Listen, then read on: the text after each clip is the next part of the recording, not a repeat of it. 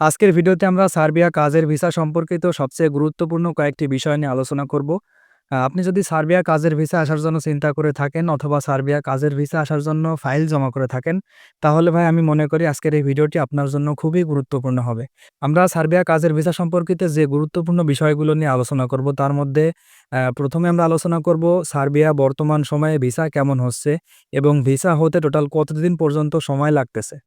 দ্বিতীয়ত আমরা আলোচনা করব আপনি কিভাবে বুঝবেন যে এখানে আপনি ফাইল জমা করছেন ওইখানে আপনার কাজটা ঠিকঠাক মতো করতেছে কিনা। এরপর আমরা আলোচনা করব আপনার অ্যাপ্রুভাল হলেই কি আপনি সার্বিয়ার ভিসা শিওর পাবেন কিনা। এরপর আমরা জানবো অ্যাপ্রুভাল হওয়ার পর কতদিন পর্যন্ত সময় লাগে ভিসা হতে এবং ফ্লাইট হইতে। এরপর আমরা জানবো সার্বিয়া কাজের ভিসায় আসার পর আপনার কোনো রকম কোনো সমস্যা হবে কিনা এবং কোম্পানি ঠিকঠাক মতো কাজ দিবে কিনা।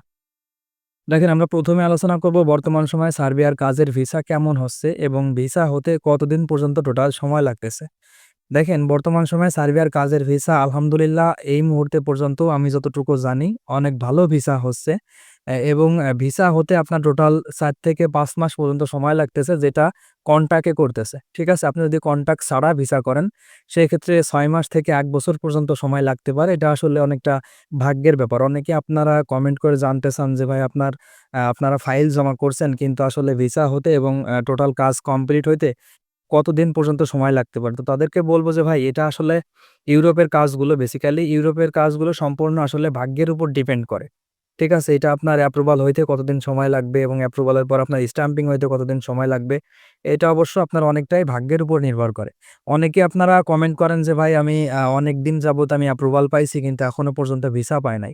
তো আমি তাদেরকে বলব যে ভাই আপনি যে এজেন্সির মাধ্যমে অথবা যে মাধ্যমে আপনি ফাইলটা জমা করছেন, তাদেরকে বলবেন যে কনটাকে দ্রুত স্ট্যাম্পিংটা করে নেওয়ার জন্য। ঠিক আছে?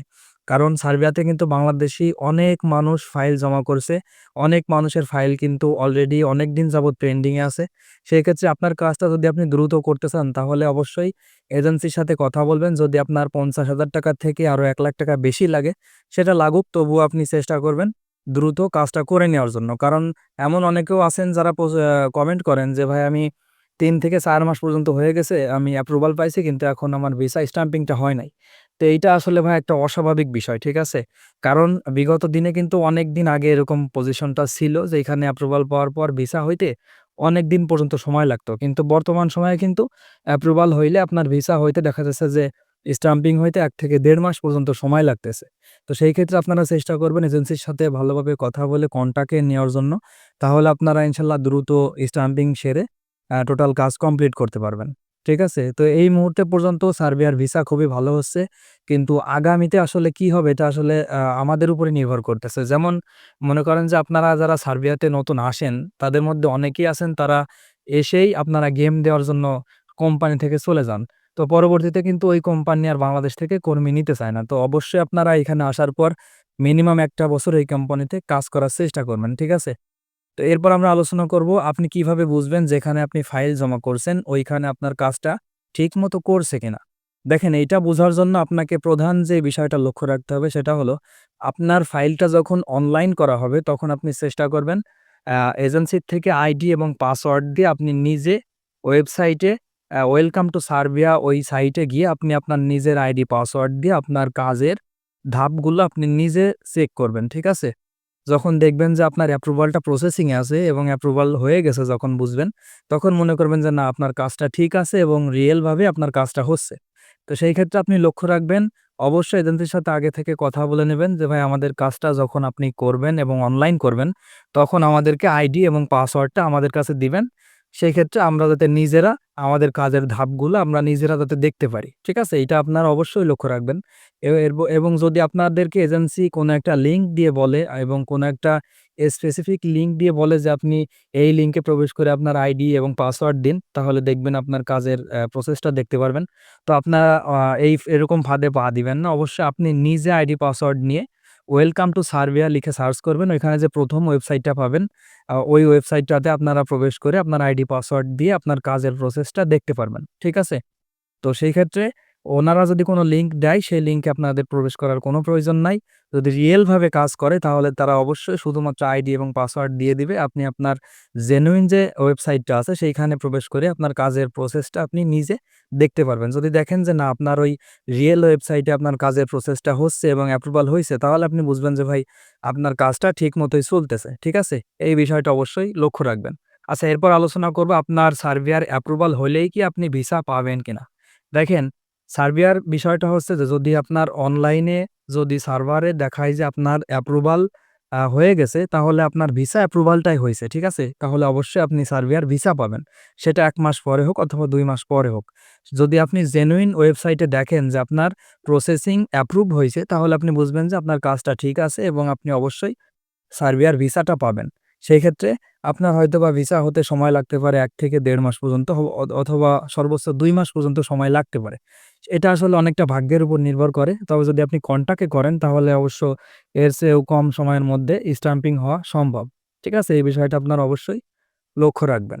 এরপর আমরা জানবো যে সার্বিয়া কাজের ভিসা নিয়ে আসলে এখানে আসার পর কোনো সমস্যা হয় কিনা এবং যারা বিগত দিনে আসছে তাদের কোনো সমস্যা হইছে কিনা? দেখেন ভাই, আমার জানা মতে যারা একদম শুরুর দিকে আসছিল তাদের একটু সমস্যা ছিল। যেমন তাদেরকে অনেক এজেন্সি আছে তাদেরকে সাপ্লাই কোম্পানিতে পাঠাইছিল। কিন্তু বিগত দিনে যে মানুষগুলো আসছে এখানে তাদের কিন্তু এরকম কোনো সমস্যা হয় নাই। তারা একদম পার্মানেন্ট কোম্পানিতে আসছে এবং এখানে আসার পর তাদের কাছ থেকে আমি সেরকম কোনো কমপ্লেন পাই নাই। ঠিক আছে? কিন্তু দেখা যাচ্ছে যে শুরুর দিকে যারা আসছিল তাদের মধ্যে অনেকেরই একটু সমস্যা ছিল। সেটা হলো অনেককেই সাপ্লাই কোম্পানিতে দেওয়া হয়েছিল। তাদের কাজ করলে তারা সেলারি পাইতো, কাজ না করলে তারা সেলারি পাইতো না। আমি এখন অনেকের সাথেই কথা বলছি। তারা বলল যে, "ভাই এখানে আসার পর ইনশাআল্লাহ কোনো সমস্যা হয় নাই। আলহামদুলিল্লাহ আমরা অনেক ভালো আছি। তো এইখান থেকে আর গেম দেওয়ার চিন্তা নাই। যতদিন পারবো এখানে কাজ করার চেষ্টা করব। পরবর্তীতে কি করব সেটা এখনো ডিসাইড করিনি।" তো বর্তমানে সার্ভে আসলে দেখবেন যে সাপ্লাই কোম্পানিতে কিন্তু ভাই বর্তমানে ভিসা হচ্ছে না। ঠিক আছে? যে ভিসাগুলো হচ্ছে সেগুলা পার্মানেন্ট কোম্পানিতেই হচ্ছে। হ্যাঁ? সার্বিয়ার যে এম্বাসি আছে সেই এম্বাসি কিন্তু সরাসরি কোম্পানির সাথে কনট্যাক্ট করে। কনট্যাক্ট করার পর পরবর্তীতে ভেরিফাই করে তারপরে কিন্তু ভিসা অ্যাপ্রুভালটা দেয়। ঠিক আছে? সেই ক্ষেত্রে আপনার এরকম সম্ভাবনা থাকবে না যে আপনার আসলে ওই সাপ্লাই কোম্পানিতে কাজ দিবে, এরকম কোনো সমস্যা কিন্তু এখনো পর্যন্ত আমি শুনি নাই যে তারা সাপ্লাই কোম্পানিতে আসছে। অনেক আগে আসছিল কিন্তু নতুন করে যারা আসতেছে তারা কিন্তু সরাসরি পার্মানেন্ট কোম্পানিতে আসতেছে। ঠিক আছে?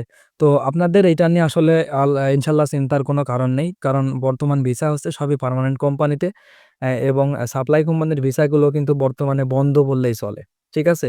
তো আপনাদেরকে শেষে আমি একটা কথা বলব, সেটা হলো যে ভাই আপনি যদি এখনো সার্বিয়ার জন্য ফাইল জমা করে না থাকেন অথবা আপনি চিন্তা করে থাকেন যে আপনি ইউরোপে মুভ করবেন, তাহলে আমি বলব যে ভাই বর্তমান সময়ে সার্বিয়া অথবা মেসিডোনিয়া এই ২ টা দেশের যেকোনো একটা দেশে ফাইল জমা করলে আপনি ইনশাআল্লাহ সফল হবেন। যদি আপনার রিজিকে থাকে তাহলে অবশ্যই আপনি এই দেশগুলোতে আসতে পারবেন।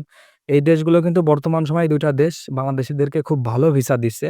নন সেনজেন কান্ট্রিতে আপনি ঢুকলে ১ম অবস্থায় আপনার সেলারি যদি কমও হয়, পরবর্তীতে কিন্তু সেলারি আরো বাড়ে। ঠিক আছে? পরবর্তীতে আপনি চাইলে সেনজেনভুক্ত কোনো দেশে মুভ করতে পারবেন।